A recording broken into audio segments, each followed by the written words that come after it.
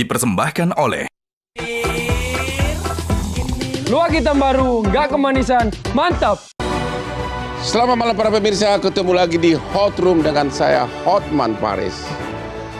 Mulai Januari 2026 berlaku Kitab Undang-Undang Hukum Pidana yang baru telah menimbulkan reaksi yang sangat besar. Karena apa? Menyerang kehormatan presiden pidana, menyerang lembaga negara pidana. Bahkan cowok bujangan sama cewek single pun kalau hubungan intim masuk penjara. Kumpul kebo juga masuk penjara.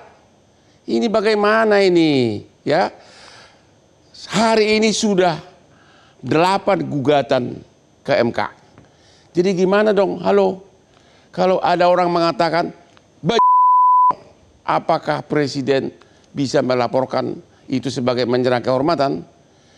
Inilah Hot Room, pasal KUH pidana baru dari kritik hingga kamar tidur.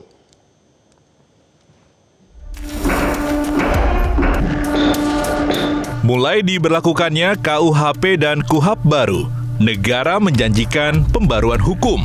Namun, di balik semangat modernisasi, muncul kekhawatiran, apakah pasal-pasal sosial justru membatasi kebebasan warga?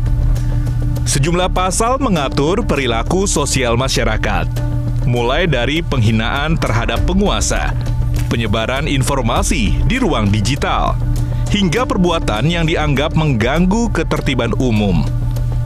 Masalahnya, definisi mengganggu dan menyerang kehormatan dinilai masih multitafsir. Bagi aktivis, jurnalis, dan influencer, pasal-pasal ini dikhawatirkan menjadi alat pembungkaman. Kritik sosial berpotensi dilaporkan sebagai tindak pidana, sementara proses hukum bergantung pada tafsir aparat. KUHAP baru memperluas kewenangan penegak hukum dalam penyelidikan dan pembuktian. Tanpa pengawasan ketat, kekuasaan ini beresiko menekan hak-hak sipil warga. Pertanyaannya kini, apakah KUHP dan KUHAP baru benar-benar melindungi masyarakat? Atau justru mengawasi ruang sosial kita? Publik menuntut satu hal, kepastian hukum tanpa mengorbankan kebebasan.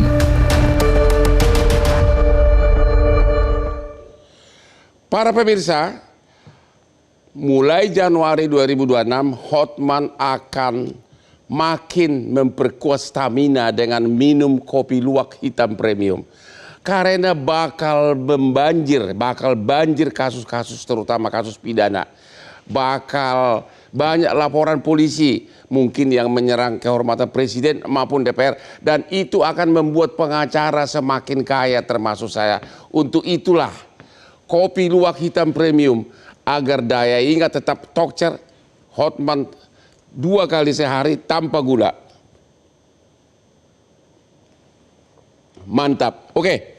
Selamat malam Bapak Wakil Menteri Hukum. Selamat malam. Selamat malam. Bapak ini termasuk salah seorang tokoh hukum yang teori-teori hukum masih luar kepala. Ya, di medsos kita dengar tiap hari. Cuma sekarang ini dengan KUH pidana yang baru, kenapa saya sudah Bapak Wakil Menteri Hukum, katanya terjadi kemunduran. Kok menyerang kehormatan presiden dan lembaga negara sekarang jadi pidana? Itu kan menghambat rakyat untuk protes dan menimbulkan multitafsir. Gimana Pak? Ya, jadi sebetulnya pasal terkait penyerangan kehormatan presiden dan wakil presiden kan bukan baru ada sekarang, sudah dari dulu. Tapi sudah dibatalkan oleh MK. Betul. Yang lama. Tetapi harus dilihat apa pertimbangan Mahkamah Konstitusi ketika membatalkan itu. Yang dibatalkan pada tahun 2006, pasal 134 bis waktu itu terkait penyerangan kehormatan terhadap presiden dan wakil presiden, karena di sana bukan delik aduan, sehingga dilihat di dalam pertimbangan hakim waktu itu dikatakan bahwa ini harus menjadi delik aduan. Jadi sebetulnya kita memformulasikan pasal 218 terkait penyerangan harkat dan martabat presiden itu, kita sudah merubah bahwa itu adalah delik aduan absolut. Apa maksud dari delik aduan absolut? Yang bisa mengadu hanyalah presiden atau wakil presiden. Ya. Jadi kira-kira seperti itu. Tapi bahasanya kan terlalu umum, menyerang martabat presiden dan wakil presiden. Demikian juga lembaga negara. Saya kasih contoh, kalau tiba-tiba si oknum yang suka ngomong itu loh, yang dibilang dewan apa itu perampok rakyat, apa itu termasuk penghinaan atau bajingan tolol disebut kepada presiden, itu menyerang kehormatan. Jadi begini, dimanapun yang namanya delik yang berkaitan dengan defamation, itu adalah kalau kita dalam hukum pidana disebut dengan istilah subjektif delik. Apa maksud subjektif delik? Subjektif delik itu betul-betul dia sangat subjektivitas. Jadi itu terlepas dari penafsiran aparat penegak hukum, apakah orang itu merasa terhina ataukah tidak dengan ucapan itu. Tetapi di dalam KUHP yang baru ini, dia ada alasan penghapus pertanggungjawaban pidana. Jadi dalam ayat 1 dikatakan menyerang kehormatan presiden, tetapi pada ayat 2-nya dikatakan tidak dapat dipidana apabila itu demi kepentingan umum. Lalu kemudian dalam penjelasan dia memberikan batasan. Apa yang dimaksudkan dengan menyerang kehormatan presiden? Hanya ada 2 di situ. Yang satu adalah menista. Menista itu adalah merendahkan martabat seseorang. Apa contoh merendahkan martabat seseorang? Mempersonifikasikan seseorang itu dengan kebun binatang. Itu merendahkan martabat. Kemudian yang kedua adalah ketika kita berbicara mengenai ada alasan yang kedua adalah memfitnah. Saya kira memfitnah itu jangankan hukum positif, ajaran agama juga memang tidak membolehkan itu. Jadi memfitnah ini adalah lahir dari ajaran agama yang dipositifkan oleh hukum pidana sebagai suatu tindak pidana. Yang kedua, dia ada alasan penghapus pidana. Apabila itu dilakukan demi kepentingan umum atau untuk membela diri tidak bisa dipidana. Lalu apa wujud kepentingan umum? Di situ dijelaskan, wujud kepentingan umum itu antara lain adalah melakukan kritik terhadap kebijakan pemerintah. Kritik itu diwujudkan antara lain dalam unjuk rasa. Artinya pasal itu satu, dia membolehkan kritik. Yang kedua, kritik dalam bentuk unjuk rasa dibolehkan. Jadi kalau kita melihat dalam satu kesatuan antara pasal dan penjelasan, maka di situ sebetulnya dia tidak menghalangi kebebasan berdemokrasi, tidak menghalangi kebebasan berekspresi, mengeluarkan pikiran baik lisan maupun tulisan. Tapi kan karena Bapak ahli hukum, dosen lagi, bisa membahas secara detail begitu.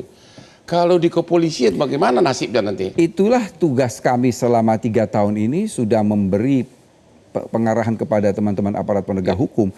Profesor Topo dan saya membuat buku anotasi dan itu sudah sekitar 15.000 eksemplar.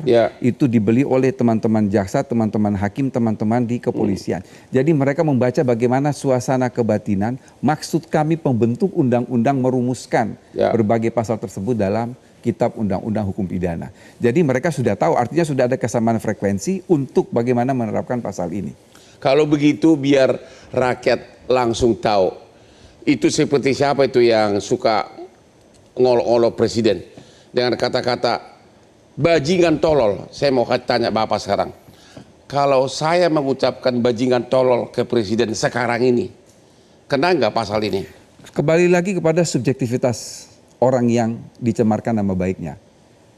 Kalau saya pribadi, ketika misalnya ada satu kebijakan, lalu menghujat kebijakan itu, bagi saya itu bukan suatu penghinaan, tapi itu suatu kritik. Walaupun ada kata-kata bajingan tolol loh. Kalau saya itu sebagai suatu kritik. Kalau kemudian orang itu disamakan dengan kebun binatang, itu sudah lain perkara. Itu sudah menista, itu merendahkan martabat seseorang. Tapi sekali lagi saya katakan, itu bersifat subjektif, sangat subjektif. Dan subjektif itu adalah dari orang yang diserang kehormatannya. Saya mau katakan begini, apa tuh fungsi hukum pidana itu? Fungsi hukum pidana itu adalah fungsi melindungi. Siapa yang dilindungi? Yang dilindungi itu adalah individu, masyarakat, negara. Pertanyaannya lebih lanjut, yang dilindungi itu apa saja? Satu adalah nyawa, dua adalah properti. Tapi jangan lupa, yang harus dilindungi itu adalah dignity, martabat. Martabat ini kalau terhadap individu jelas kan bahwa pasal-pasal yang berkaitan dengan kesusilaan, termasuk dalamnya defamation. Sama halnya juga ketika yang akan kita lindungi ini adalah negara. Jangan lupa bahwa meskipun kalau dalam Di dalam undang-undang mengatakan simbol negara itu adalah bendera, lagu, lambang negara.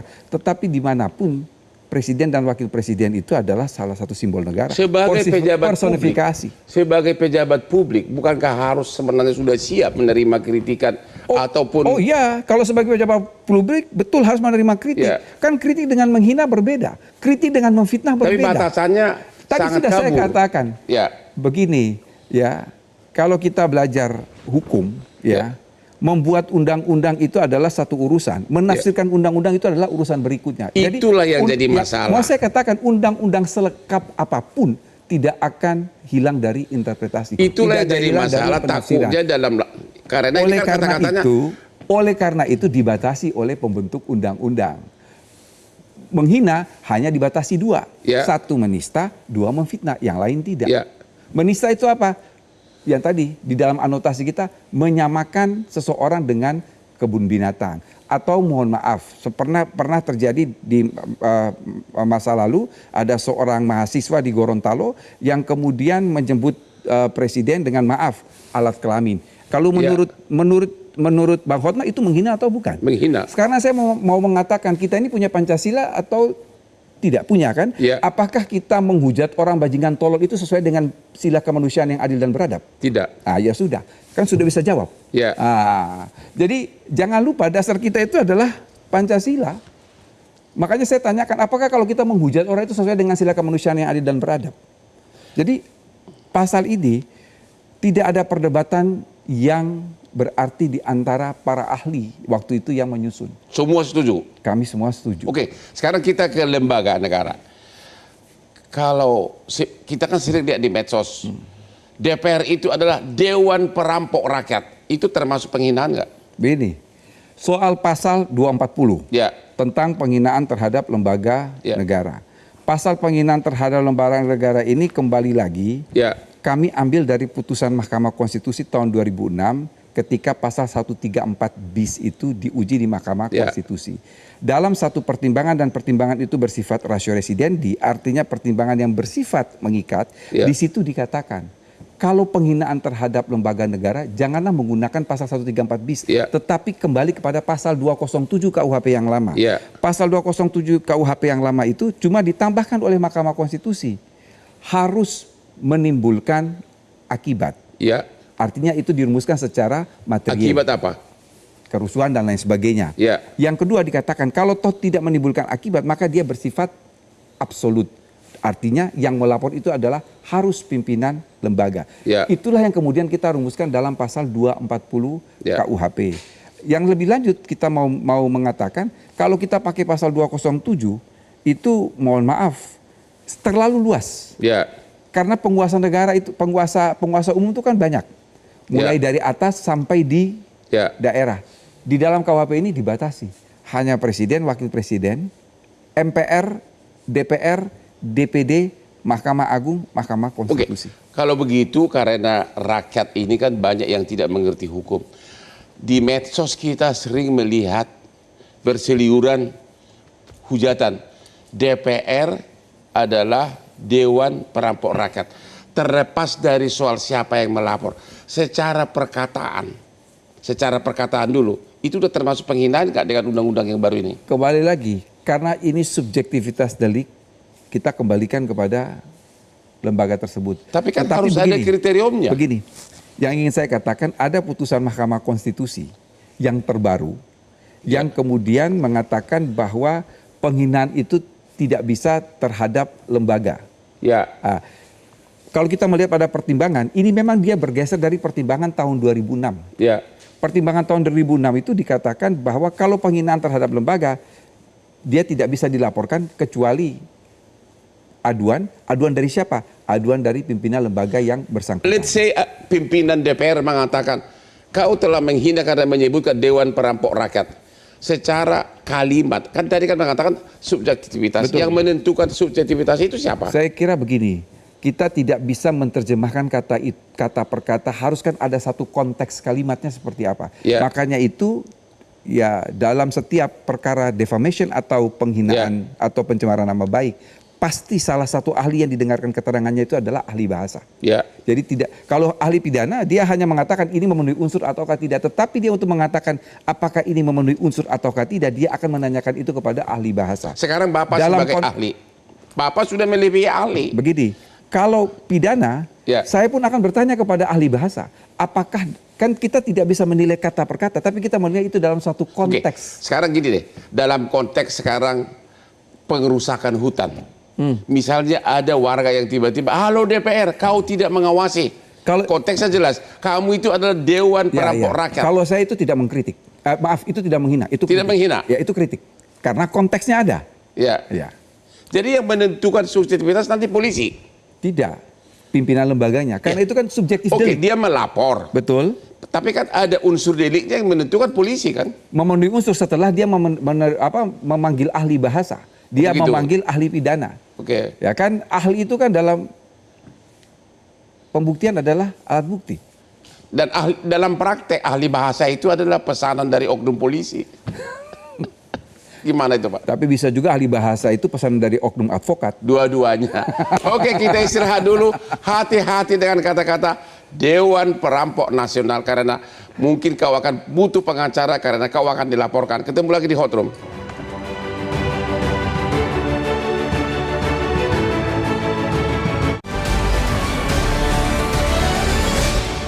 Dipersembahkan oleh Luak hitam baru, kemanisan, mantap. Dipersembahkan oleh Luak hitam baru, nggak kemanisan, mantap. Ketemu lagi di Hot Room.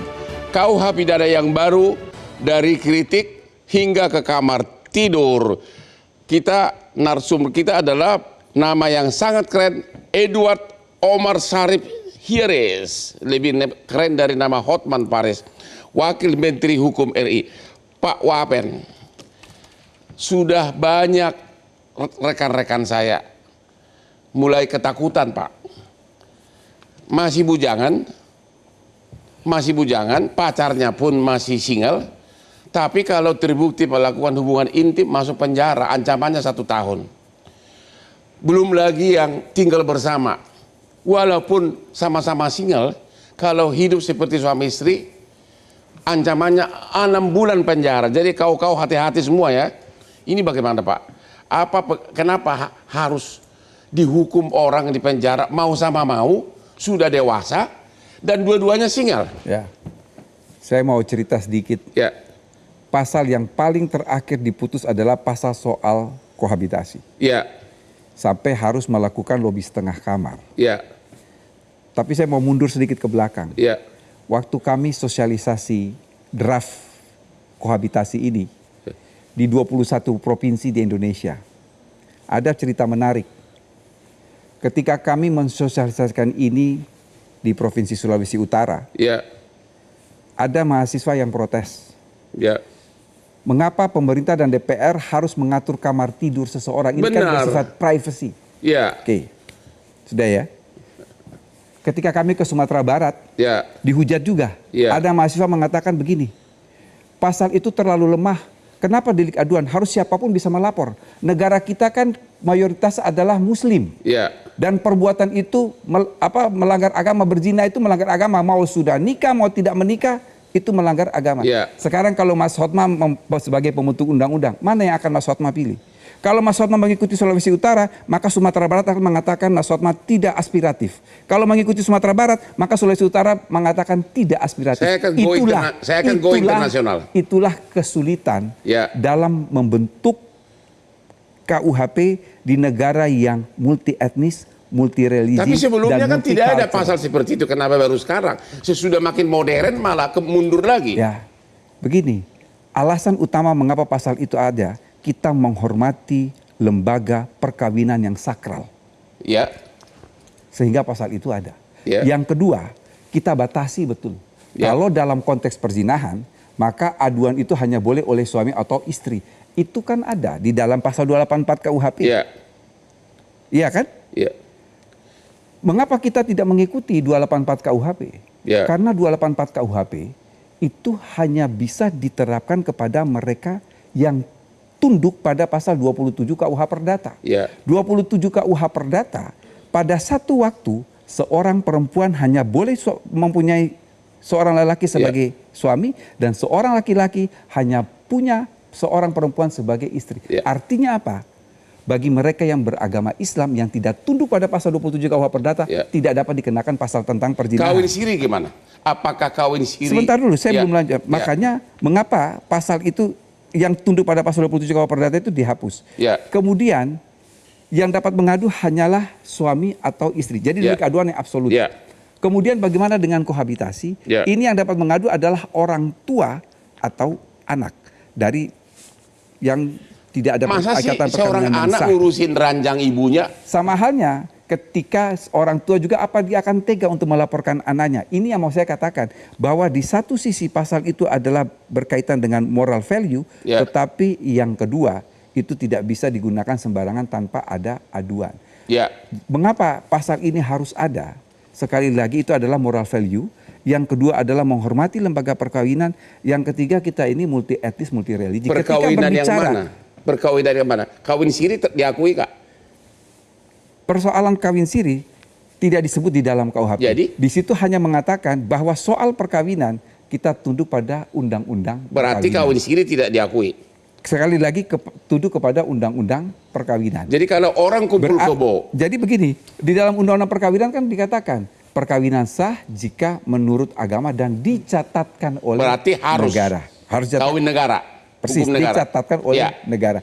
Artinya di luar itu bisa dikenakan pasal tersebut. Di luar itu bisa kena. Jadi kalau orang kumpul kebo hanya kawin siri, kena dong? Bisa. Hati-hati yang kawin siri, yakin Bapak bisa kena? Karena dikatakan di situ bahwa yang tidak dikenakan adalah mereka yang nikah dan yang kawin, tetapi kemudian harus menurut undang-undang. Harus salah hukum negara. Hukum negara. Hati-hati rakyat masyarakat. Ini Wamen mengatakan kawin siri bisa dianggap sebagai kumpul kebo, benar ya? Bukan. Jadi di dalam KUHP tidak menyinggung soal kawin siri, hanya mengatakan bahwa laki-laki dan perempuan yang kemudian melakukan hubungan suami istri tanpa ikatan perkawinan yang sah. Lalu dijelaskan, ikatan perkawinan yang sah itu seperti apa? Ikatan perkawinan yang sah adalah menurut undang-undang perkawinan. Kalau punya istri, menyetujui suaminya kawin siri, secara pidana kawin sirinya tetap dianggap. Sebentar dulu, kalau istri menyetujui berarti kan dia tidak mengadu. Kalau dia tidak mengadu berarti tidak ada anaknya yang mengadu. Kalau untuk yang sudah ada suami istri, anak tidak bisa mengadu. Yang mengadu itu kalau bujangan sama singa. Persis. Oh gitu. Iya. Tapi jadi kita itu sudah membatasi supaya itu tidak salah tidak mudah untuk diterapkan. Dia menjadi delik aduan yang absolut. Kalau ditanya kepada kami yang pembentuk undang-undang, kami tidak akan go internasional soal itu. Begini, saya mau bilang begini ya. Isi KUHP di seluruh dunia itu sama. Kecuali dalam 3 hal. Satu adalah delik politik. Bagi negara berbeda. Yang kedua adalah soal defamation, penghinaan. Jadi saya selalu mengatakan begini, ketika berbicara penghinaan, itu gak usahlah dibilang Amerika begini, Jerman begini, bullshit. Kita berbeda budaya. Yang ketiga adalah soal tindak pidana yang berkaitan dengan seksual. Itu setiap negara berbeda. Bang Hotma, Anda buka KUHP Cina. Di dalam KUHP Cina tidak ada satupun bab tentang delik kesusilaan, nggak ada. Adanya apa? Tidak ada, tidak ada. Saya katakan tidak ada. Bebas. Saya katakan tidak ada. Dia tidak mengatur soal itu. Oke, kalau gitu saya tanya lagi, pengertian kumpul kebo. Kalau di ibu kota ini kan, kumpul kebo itu dalam versi modern. Si Koko cuma mungkin datang 2 jam, pulang.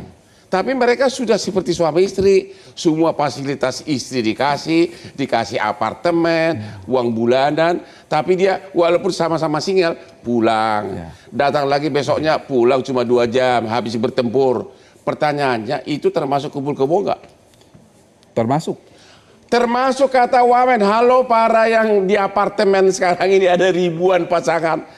Siap-siap cari pengacara kamu. Dan ada Hotman Paris di sini. Tapi tidak menjadi soal dalam pengertian selama tidak diadukan oleh Ya, orang kalau tuanya. diadukan, Kalau diadukan oleh orang tuanya, jalan. Kalau perkara. diadukan oleh orang tuanya atau anaknya, jalan. Walaupun laki sama cewek itu masih sama-sama single, Ya. walaupun si cowok misalnya si Koko Pik misalnya datang cuma 2 jam sehari, Jadi- itu termasuk kumpul kebo ancamannya 6 bulan penjara. Kamu rakyat Ya. Indonesia. Jadi saya mau cerita. Ya. Ketika KUHP itu disahkan tanggal 6 Desember 2022, ya, itu Indonesia mendapat protes dari hampir seluruh duta besar negara asing yang ada di Jakarta. Ya. Dan kemudian waktu itu Presiden Joko Widodo meminta bersama Menteri Luar Negeri Bu Retno Marsudi untuk saya menjelaskan kepada para duta besar. Ya. Setelah saya menjelaskan panjang lebar, diam semua. Oh ya. Karena saya katakan, Karena Bapak terlalu pintar bukan, jelasin. karena saya katakan, kalau bicara kesusilaan Anda jangan bandingkan dengan negara Anda. Ya. Mereka diam di situ. Oke. Ya. Jadi kalau tadi saya tanya kepada Bang Hotma dalam konteks secara diametral, Sulawesi Utara meminta ini tidak diatur, Sumatera Barat meminta ini diatur. Kalau saya bukan go internasional, kita harus mencari win-win solution di negara yang multi etnis, multi religi dan multi culture. Begitu. Ya. Oke. Perkiraan Bapak bakal membeludak enggak ini? Bakal banyak enggak rakyat Indonesia terkena pasal-pasal ini? Perkiraan Bapak? Kalau saya tidak, karena apa? Karena dalam konteks misalnya yang saya katakan perzinahan yang dalam dengan 284, perzinahan itu kan sulit sekali untuk pembuktiannya, dibatasi. Apalagi sekarang dia menjadi delik aduan yang absolut, baik untuk perzinahan maupun kohabitasi. Pertanyaannya, hubungan suami istri itu harus ada terbukti kan melakukan hubungan intim? Persis. Kalau itu memang agak susah ya. Memang Pembuktiannya sangat susah. sangat Jadi susah. walaupun kumpul kebo, harus ada bukti mereka hubungan suami istri. Persis. Aduh, kirain pengacara bakal panen nih. Ada lagi pasal perlindungan ya. Oke, kita akhiri Pak diskusi kita malam ini. Kami mengucapkan terima kasih kepada Bapak Wakil Menteri Hukum yang benar-benar analisa hukumnya sangat berbobot. Demikianlah akhir dari diskusi kita dengan Bapak Wakil Menteri. Sampai ketemu lagi di Hot Room. Terima kasih Pak.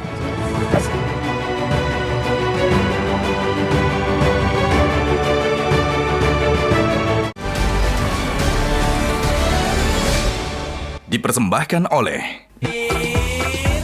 Hitam baru, nggak kemanisan, mantap. Dipersembahkan oleh Luwak hitam baru, nggak kemanisan, mantap.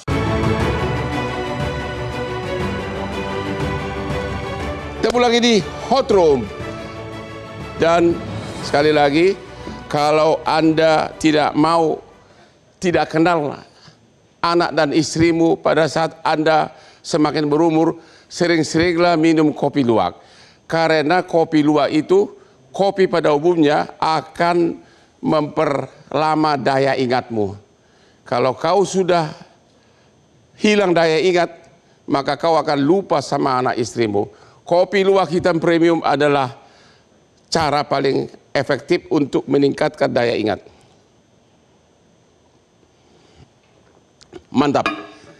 Pak Jamin Ginting, apa tanggapan Bapak terhadap KUH pidana yang baru, khususnya tentang menyerang martabat Presiden dan Wapres dan lembaga negara setelah sebelumnya tahun 2006 MK telah pernah membatalkan ketentuan yang sama? Ya, kalau saya melihatnya begini ya, dalam perspektif negara modern saat ini, ya tentu kita harusnya lebih bijaksana dalam memberikan kesempatan kepada masyarakat untuk memberikan kritik. Permasalahan utama ya di negara asalnya sendiri di Belanda ini sebenarnya sudah tidak ada lagi. Bahkan raja di sana mau dikritik, mau diapa terserah. Kritik sama penghinaan batasannya apa? Ya, tentu ini agak sulit Bang. Ya. Karena kalau dalam praktek nantinya apa yang disebut sebagai kritik, apa sebagai penghinaan. Saya kasih contoh. Kalau orang ingin mengatakan presiden koruptor begitu ya. Lalu dia bisa dibikin gambar tikus lalu kepalanya presiden. Nah, itu kalimat itu apakah kategorinya sebagai kritik atau sebagai fitnah? Menurut Anda? Begitu. Saya bilang kritik. Walaupun sudah gambar tikus. Gambar tikus dan kepalanya presiden. Hah? Jadi di kalimat itu adalah kritik kepada... Kalau disebut presiden bajingan tolol? Kalau disebut bajingan tolol dalam konteks apa? Kalau dalam konteksnya Ya, memang... pasti dalam konteks mengkritik kebijakannya. Kebijakannya itu kritik. Tetap kritik. Tetap Jadi kritik. apa dong yang dimaksud dengan menyerang martabat? Nah, kalau menyerang martabat itu kalau ada ancaman yang menjurus kepada, contohnya dituduh dia sebagai orang melakukan perselingkuhan atau apa. Jadi jangan presiden itu harus sama kedudukannya dengan masyarakat dalam konteks kritik itu sendiri. Jadi menurut Anda pasal ini seharusnya tidak ada, berkelebihan atau apa? Begini Bang, jadi dalam konteks kita mempersamakan pengaduan, tadi kan ini kan delik aduan, Ya. tadi sifatnya subjektif. Ya. Nah kalau sifatnya subjektif kan tergantung kepada orangnya, dia merasa dihina atau nggak merasa Tapi dihina. kan unsur delik kan tidak bisa subjektif. Unsur delik itu harus pasti. Itu makanya karena tadi kan kalau deliknya subjektif berarti kan tergantung kepada orangnya Bang. Ya. Nah kalau kepada orangnya berarti kan orangnya menentukan saya merasa dihina atau enggak. Karena dia akan melakukan Tapi kan pengaduan. perasaan orang beda-beda. Sementara hukum kan harus ada kepastian. Nah, mana pidana, mana tidak pidana. Nah, itu maka saya katakan lebih baik pasal itu tidak ada. Jadi Bapak mengatakan tidak setuju terhadap pasal itu. Ya harusnya pasal itu nggak usah diadakan. Artinya semua orang sama, yang merasa dihina, yang merasa apakah dia presiden, apakah dia bukan presiden, satu pasal aja sama. Tapi Pak semua. Wamen pernah mengatakan ya namanya presiden kan manusia, berhak juga mempertahankan nama baiknya. Iya berhak. Memang saya sepakat untuk berhak itu. Ya tapi kenapa Pak bilang itu nggak perlu, harus dihapus? saya katakan semua persamaannya sama di hadapan hukum. Ya. Apakah dia presiden, apakah dia bukan presiden, pasalnya sama terkait dengan penghinaan. Ya. Kalau orang merasa dihina, silakan dia melakukan pengaduan begitu. Jadi nggak harus dikatakan. Bapak sebagai ahli hukum presiden, pidana gitu. mengatakan pasal ini seharusnya tidak ada sekarang ini. Pasal ini pasal sama aja kayak penghinaan biasa kepada masyarakat seperti biasa. Tidak perlu. Presiden juga sama begitu. Jadi mempunyai kedudukan yang sama di Tidak hadapan perlu hukum. harus memakai istilah presiden Jadi begitu. maksud saya begini, tidak perlu dicantumkan kalau presiden pasalnya ini hukumannya begitu. lebih berat. Karena dia kalau memakai bisa masyarakat pasal seperti lain, ini. ya. Jadi semua satu aja sama. Jadi karena semua di hadapan hukum juga Terima sama kasih. begitu. Pak pengamat politik Adi Prawitno, dengan adanya pasal itu kamu siap-siap nggak masuk penjara kalau kau mengkritik sembarangan, kalau kau bilang, hei kau bajingan tolol. Ya terus terang Bang Hosman, dengan adanya KUHP yang baru ini di kalangan aktivis pegiat demokrasi Ya. sangat menimbulkan rasa was-was dan ketakutan. Ya. Khawatir pasal ini multitafsir Benar. menjadi pasal karet Ya. dan kemudian menyasar kelompok-kelompok kritis yang selama ini memang cukup aktif memberikan kritik-kritik Ya. kepada pemerintah dan kepada Misalnya presiden. DPR disebutkan Dewan Perampok Rakyat. Betul kan, banyak sekali olok-olok ke DPR. Ya. Iya kan, bubarkan DPR. Ya. Kan sering muncul Ya. begitu. DPR seperti taman nak kan nak. Ya, Bahasa orang ada Madura. juga tikus berdasi. Dan semacamnya. Yang kayak gini tadi tidak mendapatkan penjelasan secara eksplisit dari Pak Wamen. Tentu saya berharap sebenarnya dalam Ya. penjelasan pasal-pasal yang setiap kontroversial, dalam batas apa yang disebut dengan menghina lembaga, dalam batas apa yang tidak boleh menghina presiden dan wakil presiden. Ya. Contoh, sekarang kan penuh sekali Bang di medsos kita dengan influencer. Dia mengkritik ini, mengkritik itu, ujung-ujungnya isinya kebun binatang. Ya. Ujung-ujungnya sumpah serapah. Ya. Ujung-ujungnya alat vital yang muncul. Apakah itu juga dianggap sebagai bagian dari menghina martabat lembaga, menghina martabat presiden dan wakil presiden? Ya. Menurut Jadi, Anda? bagi saya ini menimbulkan efek yang sangat mengkhawatirkan setelah mendengarkan penjelasan Pak Wamen. Itu sangat tergantung subjektivitas. Ya. Apakah seseorang yang mendengarkan itu merasa dihina dan direndahkan? Apakah lembaga sesuatu yang telah disebut dibubarkan seperti taman kanak-kanak, lembaga korup itu juga akan menimbulkan efek subjektivitas. Ya. Kalau dalam konteks diskusi kita hari ini seakan-akan baik-baik saja, fine. Ada koridor-koridor tertentu yang disebut dengan penghinaan dan merendahkan. Tapi kan kita juga tahu bagaimana publik kita yang pengetahuan hukumnya rendah, penegak-penegak hukum kita juga tidak secara komprehensif memahami itu aturan yang dijelaskan tadi. Dan yang paling penting saat ini banyak sekali apa yang disebut dengan rekayasa ketersinggungan. Kalau ini yang kemudian digunakan, orang cepat merasa tersinggung. Apalagi lawan politik begitu. Sangat mungkin. Ya. Kan kalau mau jujur, apa yang terjadi hari ini ketika begitu banyak gugatan-gugatan ke MK, protes yang dilakukan oleh mahasiswa, apa yang mereka takutkan adalah efek dari kecemasan bahwa... Jadi menurut Anda ini suatu kemunduran? Ya jelas ini mundur, makanya kemudian digugat. Karena tahun 2006 aja MK sudah menghapuskan Ini pasal kemunduran, yang sama. makanya banyak digugat dan kemudian banyak menimbulkan kewaswasan dan ketakutan. Nah, sambil kita menunggu bagaimana proses di MK, saya kira perlu ada penjelasan yang lebih eksplisit dari kawan-kawan kementerian dan DPR khususnya. Sudah nggak bisa dijelaskan undang-undangnya Ya sudah minimal final. pada level aturan-aturan turunannya. Yang disebut dengan menghina satu kebun binatang, yang disebut dengan fitnah itu apa? Terlalu panjang, nggak mungkin. Terlalu panjang ceritanya. Kalau nggak begini jalan ceritanya wajar kalau kemudian KUHP yang baru itu dianggap sebagai instrumen yang ini cukup memberangus. Tapi tadi saya dengar kabar baik, mungkin juga bagi Pak Jamin, tadi waktu istirahat Pak Wamen bisikin. Kemungkinan besar ini bakal dikabulkan gugatan MK dan oke-oke aja. Artinya kemungkinan besar gugatan agar pasal mengenai penghinaan presiden akan dikabulkan oleh MK. Ya kalau itu yang terjadi Anda ini adalah setuju? kabar baik. Ya setuju hakul Himbauan Anda ke MK apa? Kan banyak sudah. Kalau Anda memang, gimana? kalau kawan-kawan itu mentok, kita nggak akan ke MK nanti, akan menggugat pasal ini. Kamu setuju MK membatalkan pasal ini? Ya, saya katakan. Sebagai dosen? Ya, harus disamakan. Jadi nggak perlu ada spesifik begitu. Setuju nggak bahwa pasal khusus mengenai penghinaan terhadap presiden dihapus oleh MK? Iya, setuju ya. Temu lagi di hot room. Dosen sama politisi sudah mengatakan itu. Temu lagi di hot room.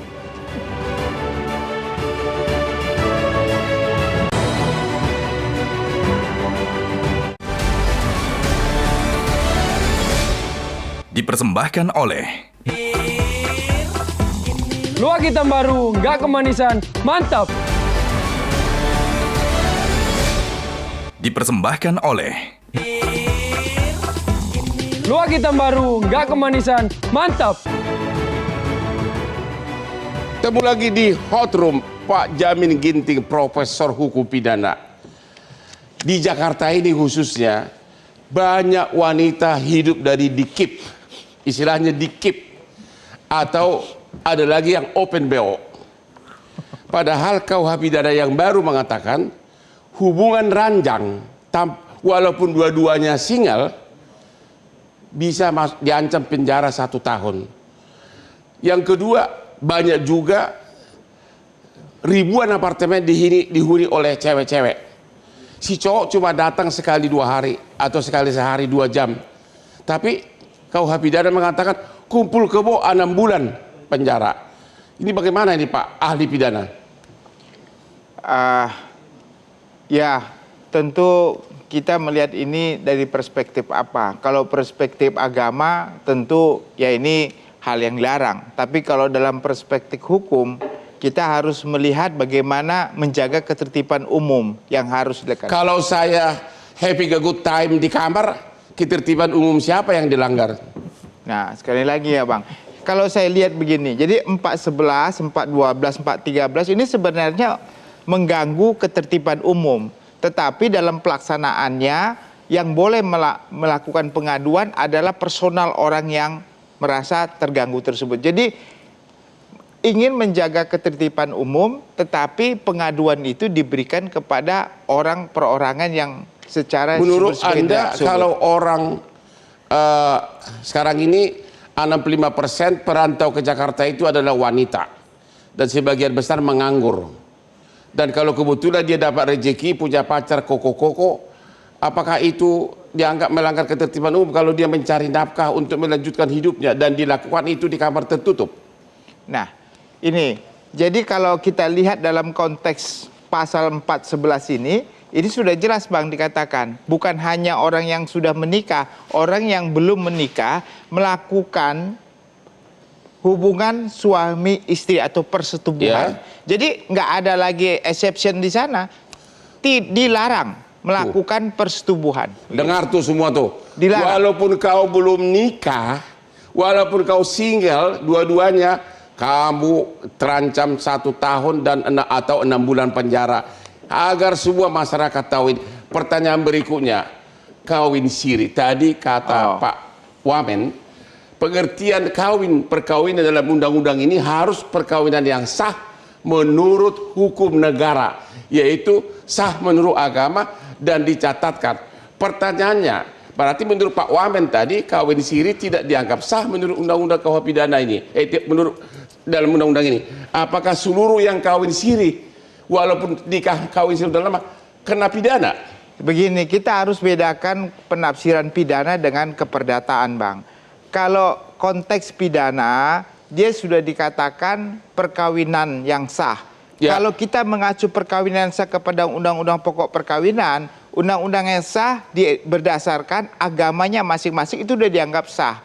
Jadi kalau agamanya menganggap itu suatu perkawinan yang sah, maka kalau KUH pidana dibilang tidak sah, tidak boleh. Tapi kan dalam pengertian hukum perkawinan itu hanya satu, perkawinan sah menurut hukum negara. Enggak, perkawinan yang sah didasarkan kepada agamanya. Itu sudah dianggap sah. Negara hanya mencatat perkawinan tersebut. Menurut, jadi saya setuju dengan Pak Wamen, perkawinan sah adalah hukum negara. Jadi kalau orang pidana ini material, bukan formil.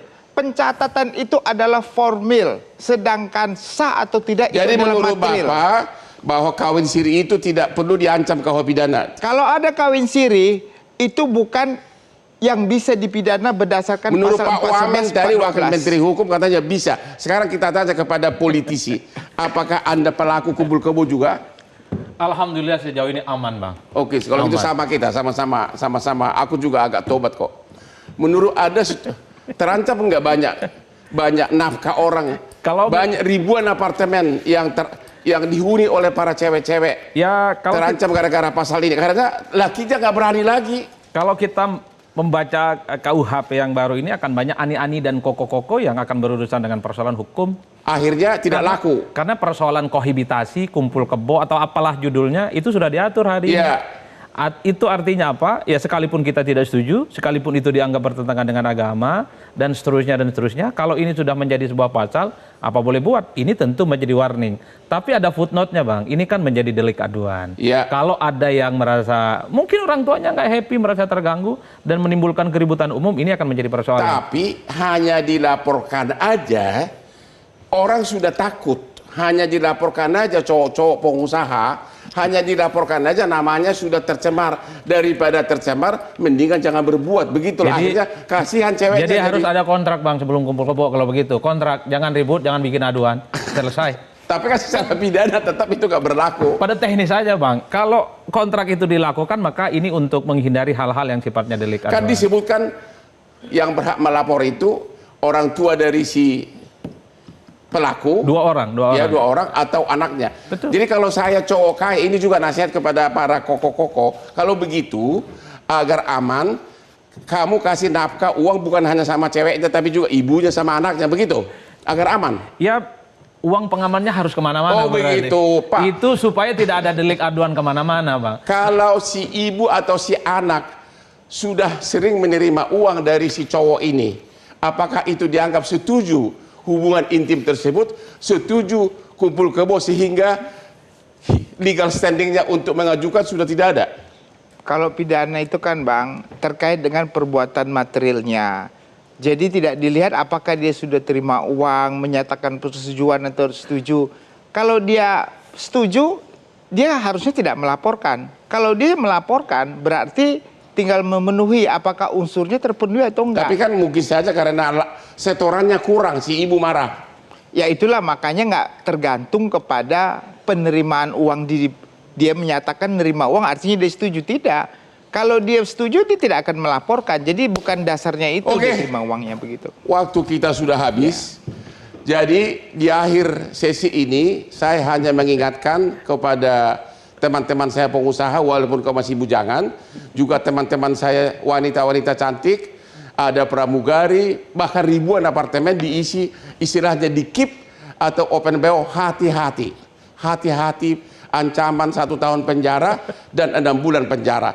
Dari mulai sekarang, you keep lah nomor teleponnya pengacara, khususnya Hotman Paris, setiap waktu kamu akan dilaporkan.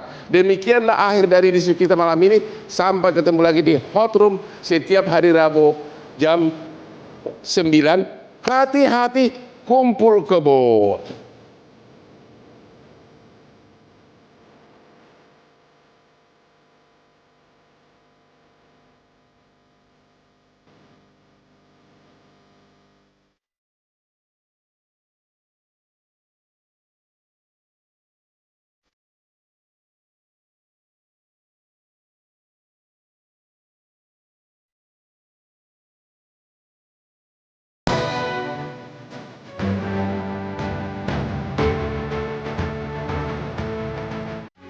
Metro TV.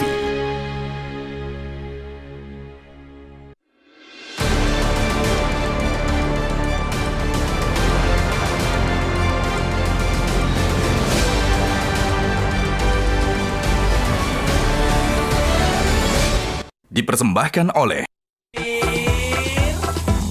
Luwak hitam baru, nggak kemanisan, mantap! Jelajahi cara baru mendapatkan informasi. Download Metro TV Extend sekarang.